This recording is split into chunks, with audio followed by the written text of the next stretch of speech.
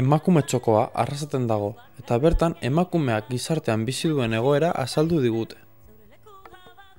Gu udaletxeko langilea gara, funtzionarioa gara, eta gure jarduna da, nolabait, berdintasunaren inguruan proiektu ezberdinak gauzatzea, planifikatzea eta diseinatzea.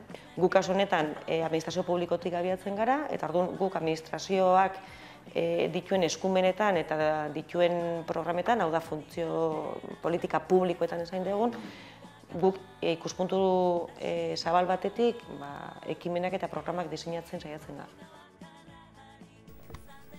Emakume txokoa adin guztietako jendeari zuzendua dago. Printzipioz jendarte osoari zuzentzen gara. Gertatzen dena da, programa bakotzak badeko zela gu badakigu norengana zuzendu nahi garen eta zein mezuarekin. Orduan horren arabera egokitzen dugu. Badeko proiektu batzuk bakarrik hezkuntzan lantzen ditugula, berez jende gaztendako bakarrik, baditugu proiektu batzuk gaztetzean lantzen ditugunak eta berez ere jende gaztendako, baina baditugu beste erabateko programak bestelako adineko emakumeendako zuzenduta daudenak. Eta badaude hainbat programa mistoa dienak, emakume zein gizonen gana zuzentzen garela adinen arabera. Eta gero badauz bestelako, nik esango nuke, adibidez oin biolentziaren inguruko gaia, jendarte osoari zuzentzen zarela, nahiz eta euskarri ezberdinak erabiltzen ditugun segun eta norendako dan. Soldatetan ere desberdintasunak nabari dira. Eta ardura berdinagaitik gutxia ordaintzen zaigu emakumezkoei, gizonezkoei baino. Eta arlo fisikoan eta arlo sexualean ikusten produktu garela, gaur egun saltzen dira kotzeak emakumeen gorputza erabiltzen. Legeak berriztu beharko lirateke, eta hauek betearazi. Nik uste legeak behar diela, lege berriagoak eta lege modernoak eta nik uste ambiziosoagoak beharko lirateke, baina batez beharko litzatekena da legeen gauzapena. Adibidez, bortxaketa egon daiteken eskondutakoen artean. Kodigo zibilak ez du berez hori onartzen, eta seguru nau emon egiten diela. Ez dugu defenditzen emakumezkoendako ere eskubide gehiago gizonezkoendako, baina guk defenditzen duguna da pertsona garela eta pertsonak berdintasuna izituak izan behar garela. Hezkuntzak historian zehar hainbat akats egin ditu. Hezkuntza munduan egon da oker historiko bat eta nik uste momentu honetan ordaintzen ari garena. Eta nolabait bere momentuan eskola segregatuak ziren, emakumezkoak ezitzen gintuzten esparru batzutan eta gizonezkoak ezitzen ziren beste esparru konkretu baten, eskola segregatua deitzen zen, eta pasatu zen eskola segregatutik eskola mistora, hau da, emakume eta neska eta mutilak batera ezitziaren eta nolabait, suposatzen zen material landuago baten inguruan. Gaur egun violentzia matxistaren inguruko datuak ikusten dituzu eta ustezko berdintasun horretan ezitutako gizonezko gazteak orain violentzia erabiltzen dute emakumeen kontra. Horrek agerian izten du bere momentuan ezitzailetzat edo josan eskola modelo bat edo hezkuntza modelo bat ez dituela fruituak emoten eta ez bakarrik ez dituela fruituak emoten, baizik eta mantendu egiten du eredu matxista eta patriarkala, horrek suposatzen duen guztiarekin. Konpromisoa da konponbideetako bat. Orokorrean falta dena da konpromisoa eta konpromisoak eskatzen dituen bitarteko horiek. Konpromisoak eskatzen du, nik esango nuke agenda politikoetan berdintasunaren kontuak agenda politikoaren lehenengo lerroetan egotea eta ez azkenengo lerroetan egotea.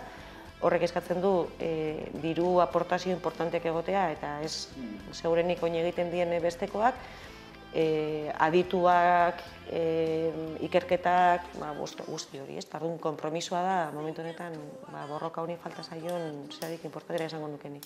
Guk hori nahi dugu, mundua aldatzea eta mundua justuago eta demokratikoago bat egitea. Berdintasunaren bilaketa honetan, Emakundek eta Eudelek Beldurbarik izeneko programa parte hartzaile bat sortu zuten. Helburua gazteek gai honi buruz pentsatzea zen, eta euren inplikazio aktiboa sustatzea.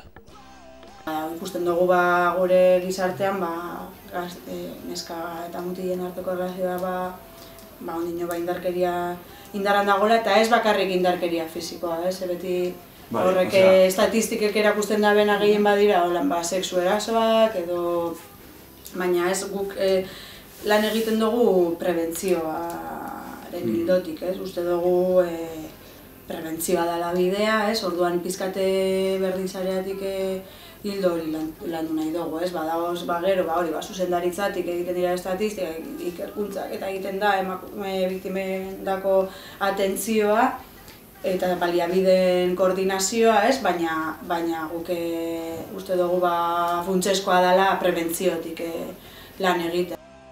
Beldurbarik programa da, nun helburu nagusia dela.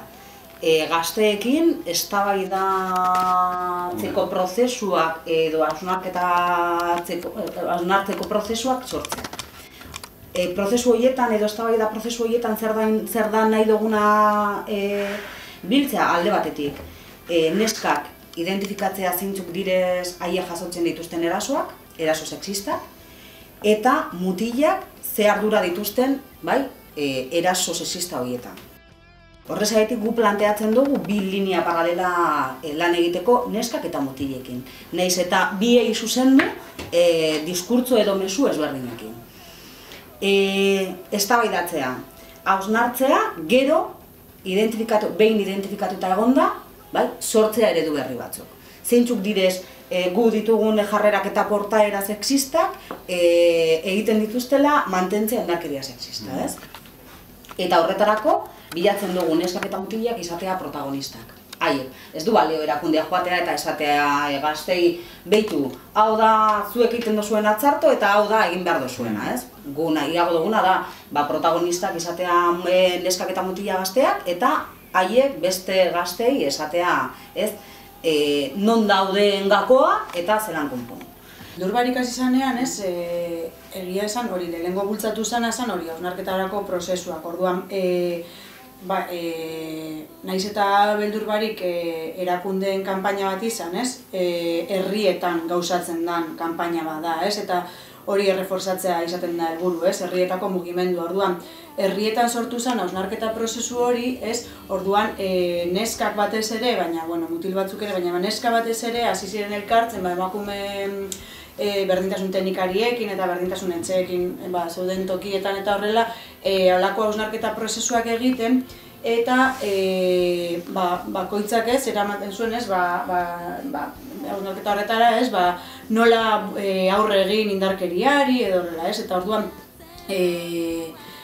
Legazpiko neska talde batek egin zuen hausnarketan abesti bat sortu zuen, Orduan, abesti horrekin lehenengo urtean egin genuen bideoklip bat edo kalean grabatu genuen, nola emakumeak kaleak hartzen dituzten, beldurra, eta pizkat beldur barik zen abesti horren tituloa, eta hori isladatu nahi zeban, emakumeok ere, kalea ere geurea da, espazioak ere geurea dira, eta pizkatez beraiek egin zuten hausnarketa hori identifikatzen, jasatzen dute emakume izateagaitik eta gazte izateagaitik gainera jasaten dituzten indarkeria guztiak.